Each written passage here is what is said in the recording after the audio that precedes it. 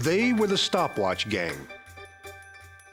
They had great timing, brilliant planning, outrageous disguises.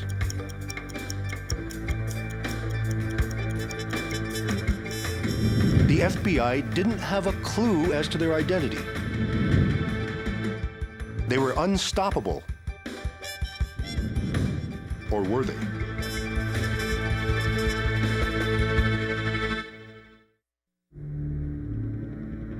Enter the world of forensic science, the science of crime, where a suspect's guilt or innocence can hang on a single piece of evidence.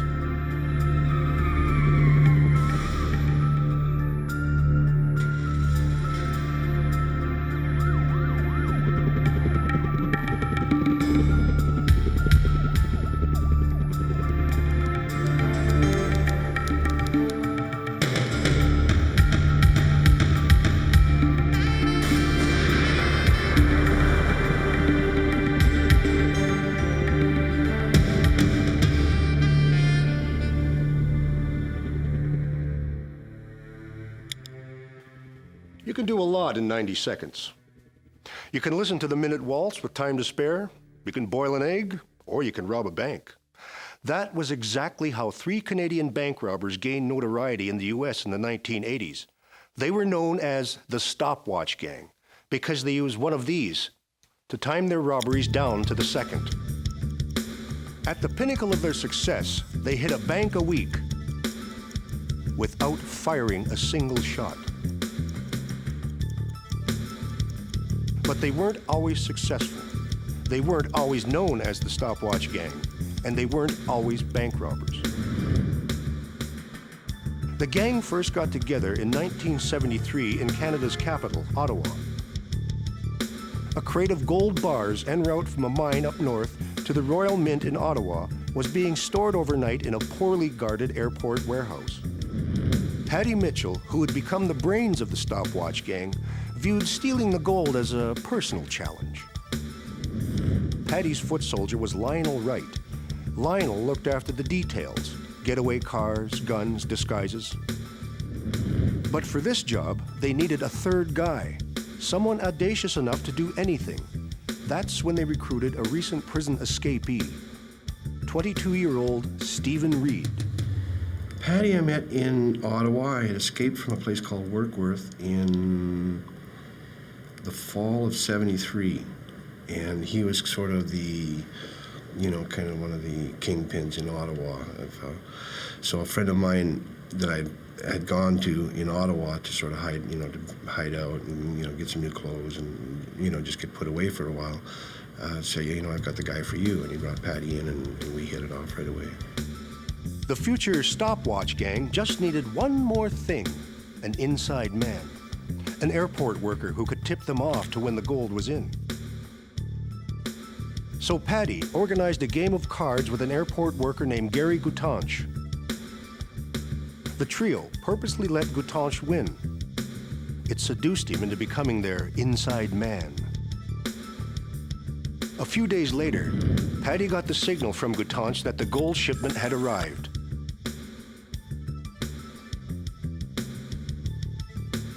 Now came the tricky part. To get the gold, they had to get into the locked room with a guard who was under strict orders not to let anyone in. So Paddy, pretending to be an irate airport supervisor, demanded to speak to the maintenance man he'd sent over.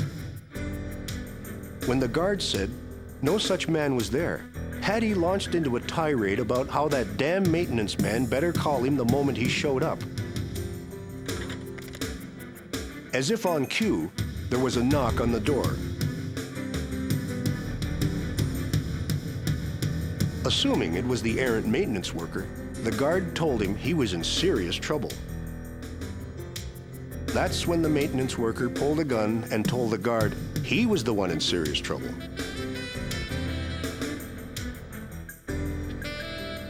It would be the biggest gold heist in Canadian history. Gold is, held such a fascination over there. And I understood why after I handled it. When you handle gold, it is the seducer of mankind.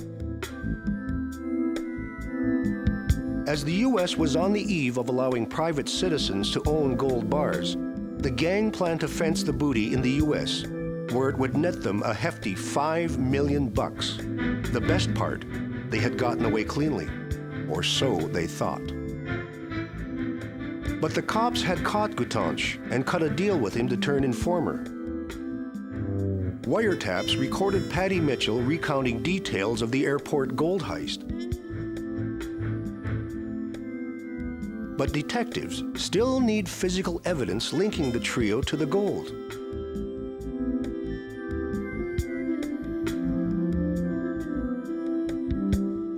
Though Paddy had fenced the gold in the U.S., when the police recaptured Stephen Reed for being a prison escapee, they find gold flakes in his closet. When the government mints gold bars, they are 99.99% pure gold. But mined gold is never pure. What the mines do is extract the gold and make it into dory bars, each of which has a different percentage of gold mixed with silver and base metals such as bronze. The mine up north had records of the exact percentages for each of the stolen gold bars. When the gold flakes found in Stephen's closet are analyzed, they are consistent with the percentages in one of the dory bars stolen from the airport. Based on this and other evidence, Paddy and Lionel were picked up and the trio was convicted. As a repeat offender, Stephen Reed had 10 years tacked onto his previous sentence for taking part in the gold heist. Paddy Mitchell and Lionel Wright, for their role in the heist and other crimes, were each given 20 years. For most robbers, the story would end here. But these three were not your average criminals. As of one mind, they began to plot their separate escapes. The mild-mannered Lionel Wright was the first one to escape. Call it beginner's luck. He followed a group of fellow convicts through the prison fence to a waiting car. Stephen Reed was next. On an escorted community visit, Stephen convinced his unsuspecting guard to stop for a fish and chips lunch. But Stephen had plans to skip dessert.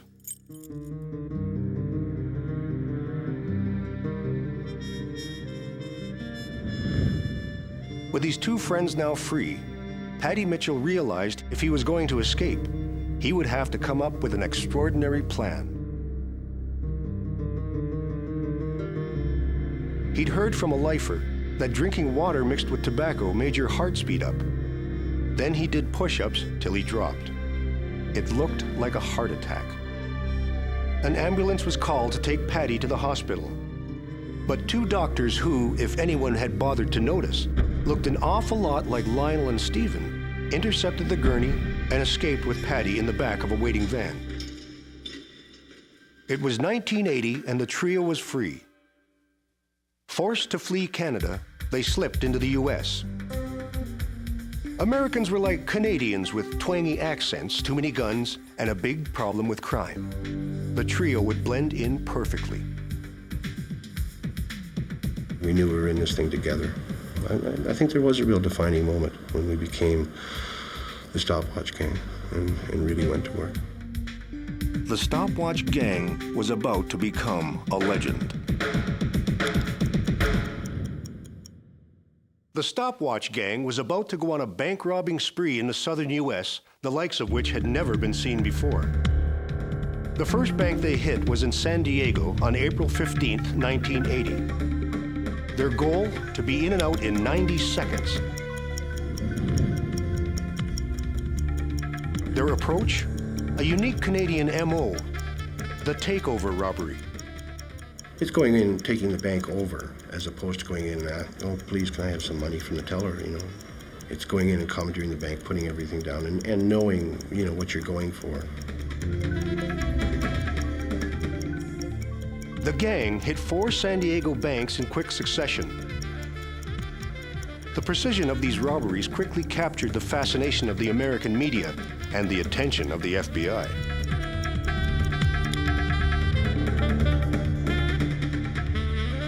Most bandits remain in the bank by feel. It's just how long they feel that they've been in there and what they need to get done. But these guys actually timed it right down to about 90 seconds with the use of a stopwatch. So you knew that you were dealing with a group that had its act together. This was not going to be an easy case. Well, I knew that from the very outset. The gang cut a swath through the American Southwest, pulling jobs in Texas, New Mexico, Arizona, and along the California coast as far north as Seattle. Polite and professional, they never once fired a single shot.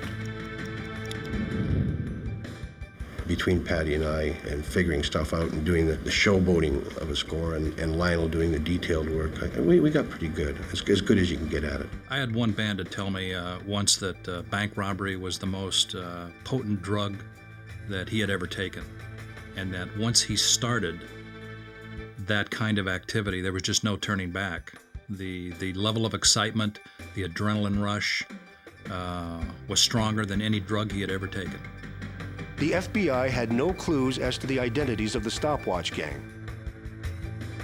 We can usually identify and track groups of bandits, like the stopwatch gang, from one area to another because they do the same thing over and over. What's been successful for them in the past, they're going to, of course, do again. We were able to track them to some degree, but they were very good. Their planning in particular, I took notice of, and they were far and above the regular bandit that I had come across previously. The FBI turned up the heat, and Stephen Reed felt it. Because they didn't stop working, just because I did. I mean, they didn't just work during the time of a bank robbery. This was the stopwatch gang's heyday. But any careless word, contradictory story, spurned acquaintance, and the whole deck of cards could come crashing down. People are pretty smart, you know. You can't just appear out of nowhere with a bunch of money. Of course, Patty and I were our own worst enemies. We'd get drunk and start telling all lies, and our lies would be all crossed up. And so I would worry a lot about people beginning to mount suspicions about us in our circles of friends. The gang had another problem. The more they stole, the more they spent. Their solution? One fabulous dream score, big enough to retire forever. In September 1980, Stephen cased a bank where every Tuesday a security guard carted a fortune stuffed into 3 money bags from the bank's safe to an armored truck waiting outside.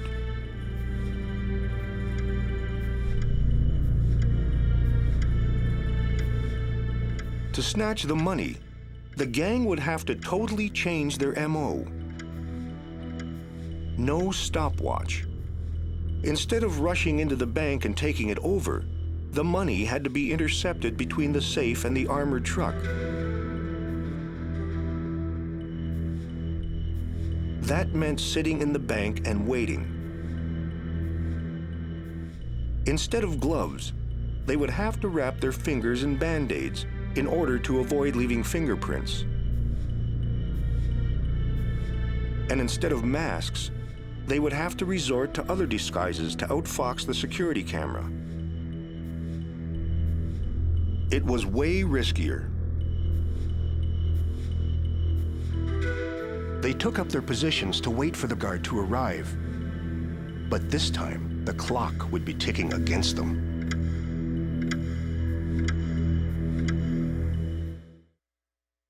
The stopwatch gang was accustomed to being in and out of a bank in 90 seconds. This time, they would be at the mercy of someone else's punctuality. And as fate would have it, on this day, the Brinks truck was late. They took a little longer than they should have. Than our research showed they should have anyway. It was hard because I had makeup on. Strangely enough, and there was never a sense, nobody paid much attention to us. And, I mean, here's, 2 dorks in a bank, one with, full beard and sweating, looking like an Arab terrorist. And the other guy looks like, Lionel looked like a little Van Dyke beard and everything. He looked like Colonel Sanders or something. I don't know. He looked weird, with the blonde hair. It was really weird. And we both looked weird. We're just hanging around.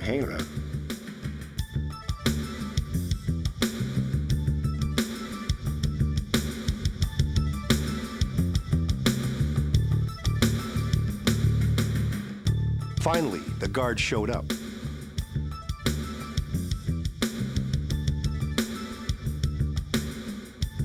As the guard started wheeling the money bags out of the safe to the armored truck waiting outside, his conversation with the bank teller was about to be rudely interrupted. Stephen told the guard, "Don't try to be a hero."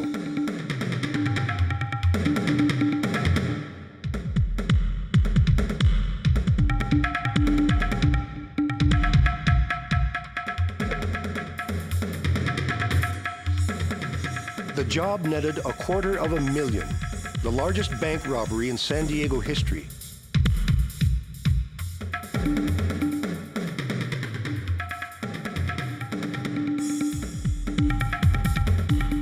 Once they dumped anything that connected them to the heist, they'd be free.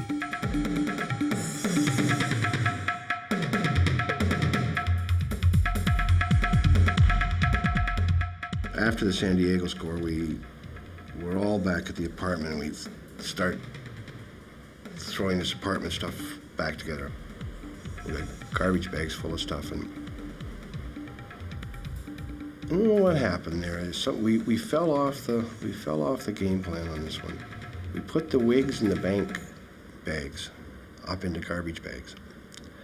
Lionel generally would burn that stuff. He'd sit at an outside barbecue, or he would just take it home with him back to where we were living at that time, and we would dispose of it slowly. The stuff that puts you in jail. From the audacity of the robbery and its meticulous planning, the FBI suspected the robbery was the work of the stopwatch gang, but they still had no clue about the gang's identity.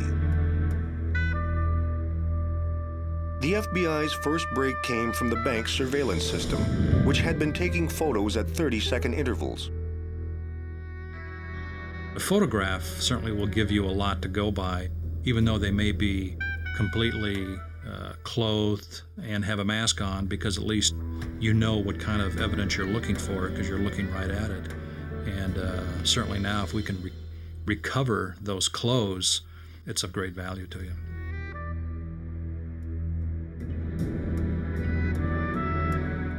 While Stephen and Patty went one way with the stolen money, Lionel was left to dispose of the incriminating garbage. He pulled in, threw the stuff into the dumpster, and he just thought, well, I'll put it there. I'll sit here until this stuff gets gone. And then 2 cops pulled in, and he panicked with the 2 cops there. Lionel knew if he was nabbed with stuff from the robbery, he might as well plead guilty on the spot. That's when he decided to take a chance that the garbage truck would pick it up as scheduled. It was to be the costliest mistake of his life. An elderly wino found the bag minutes before the garbage truck arrived and thought it might be of interest to the police. He was right. The police handed it over to the FBI. Exhibit A, a green garbage bag. The FBI now had the clothes used by the robbers in the surveillance photos. Plus, a blow-up from one of the surveillance photos revealed that the robber in the dark beard had lost a Band-Aid from his left thumb. When the garbage bag and its contents were dusted for prints, the lab turned up a latent thumbprint on the garbage bag itself. Well, fingerprints don't lie. And certainly a fingerprint is worth 1,000 words, so to speak.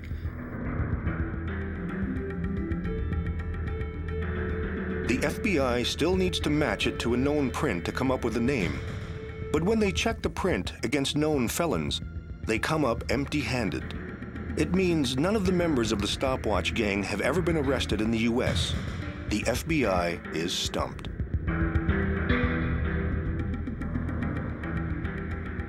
Unaware of the FBI's evidence, the gang had been in touch with a big-time crook, who promised that for a chunk of cash, he would introduce them to a surgeon who could alter their fingerprints. But when the crook got busted for drugs, he ratted out the gang in exchange for his freedom. He gave the FBI their names and a copy of their fingerprints. They could now connect Stephen Reed to the San Diego robbery. The stopwatch gang had been caught by its fingertips.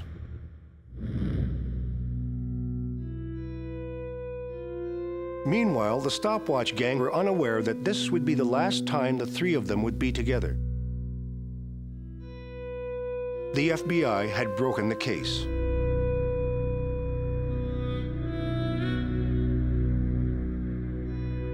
Lionel was arrested while still in bed. Stephen was stopped for a minor traffic violation and found himself surrounded by armed FBI agents. But they couldn't find Paddy. The FBI expected that Stephen or Lionel would rat on Paddy in exchange for a deal. They were wrong. According to Stephen Reed, with Canadians, there was honor among thieves. Canadians are not, I mean, even, the FBI and different people, as we're arrested, would, have talked about, we're known for holding our mud, you get caught, you stand up and take one on the chin. Paddy Mitchell, put on the FBI's 10 most wanted list, was caught in 1983, then escaped. In 1995, FBI agent Steve Chenoweth put together a profile on Paddy and appealed for public help through a TV program. The move paid off. Someone gave the FBI an address. Time had run out on the stopwatch gang. Paddy Mitchell was sentenced to 68 years in prison. He'll be in his late 80s before he's eligible for parole. Lionel Wright was finally released from prison in 1994. He had run the prison canteen so meticulously that he was subsequently hired by Corrections Canada. In 1985, Stephen Reed wrote a novel, Jackrabbit Parole. That caught the attention of poet Susan Musgrave. They were married in prison, and a year later, Stephen was paroled. But in 1999, Stephen Reed was charged with committing a new bank robbery. Our interview with him was conducted in prison. It's fine to romanticize about guys like the stopwatch gang and think their actions only hurt the big bad banks. On the other hand, maybe the only reason no one was seriously hurt was simply because they were never challenged during one of their robberies. We could debate this for hours, but it's important to know when to go. The stories on Exhibit A are based on true cases. The forensic scientists and investigators are the actual individuals who worked on the cases. The names of the victims are fictitious. The names of the guilty are real.